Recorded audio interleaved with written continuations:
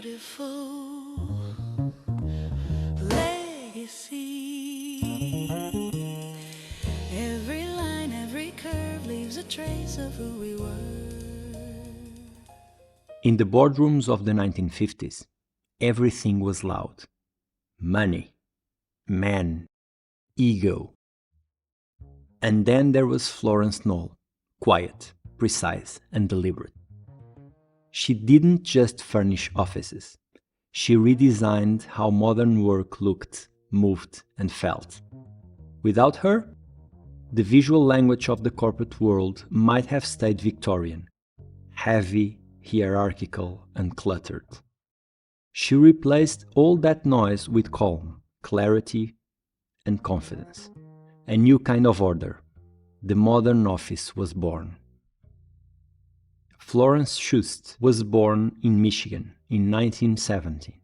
By the age of 12, she had lost both of her parents. Her life could have followed many paths, but instead, it led her into architecture. She was taken in by a progressive boarding school in Bloomfield Hills, near Detroit.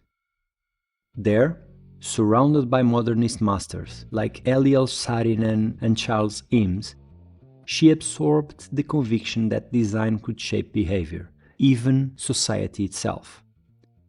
She became Shu, the curious young girl sketching floor plans instead of doodles, asking not how things looked, but why they were there.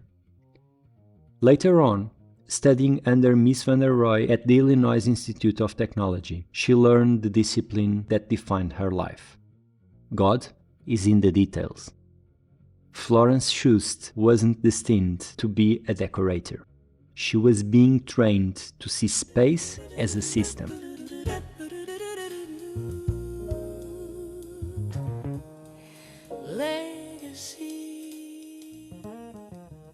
In 1943, she joined Hans Knoll, a young German entrepreneur with a very small furniture company. She brought not just design skill, but architectural thinking, systems, grids, planning. When they married, Knoll Associates became something entirely new, a modern design laboratory. Florence developed what she called the Knoll Planning Unit, a multidisciplinary team that coordinated architecture, furniture, textiles, and graphics into a single vision. To her, a chair was never just a chair. It was a part of an ecosystem. She once said, "I did the work because I needed the piece that wasn't there."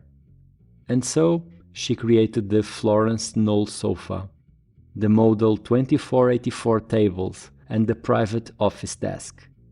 All perfectly rational, scaled and quiet, designed to disappear into harmony.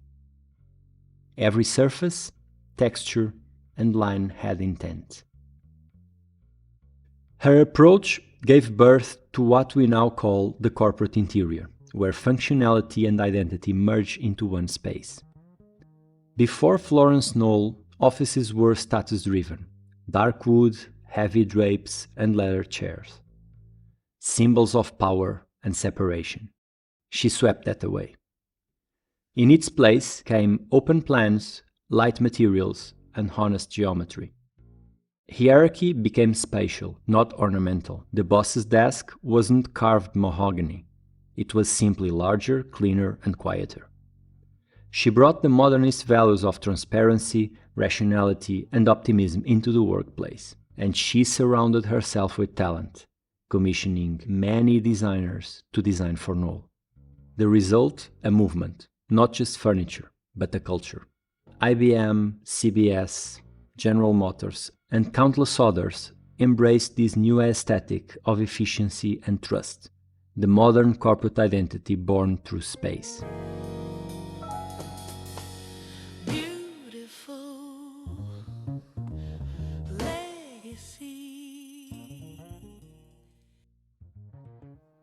Florence Knoll never sought the spotlight.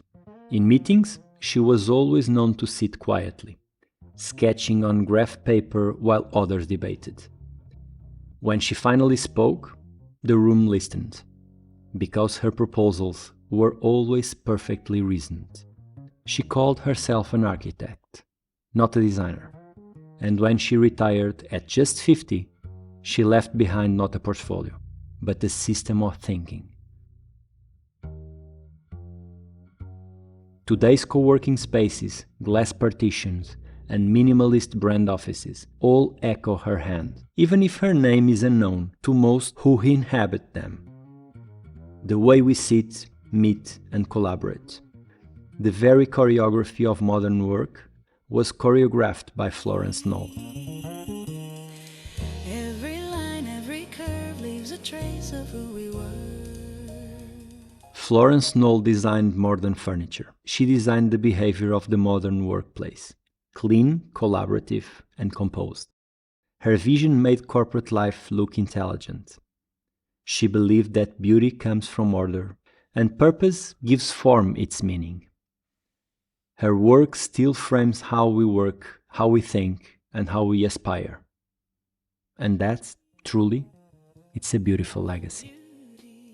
This is A Beautiful Legacy, a podcast about creators and the traces they leave in the world. Available on Apple Podcasts, Spotify, and wherever you get your podcasts. Beautiful legacy. Every line, every curve leaves a trace of who we were. In the shape of a chair